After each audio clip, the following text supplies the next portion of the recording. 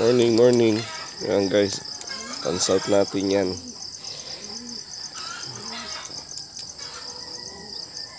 Apollo Beauty yan.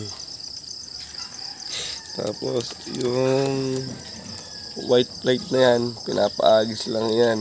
Uwi ng kabkabin. Papakainin lang natin siya, tapos papakawalan natin. Medyo madilim pa naman kaya hindi pa yan pwede. And ito ang mga next natin sasalang sa breeder natin. Kaya lang, wala pa tayong bakanting end. Yung mga painakay natin. Ito si Dagit. Ayan. Ayun pa, isa natin pan-south. Naka-MacArthur combine yan. Ito yung mga bigay ng tito ko. Ayan, painakay na natin yan.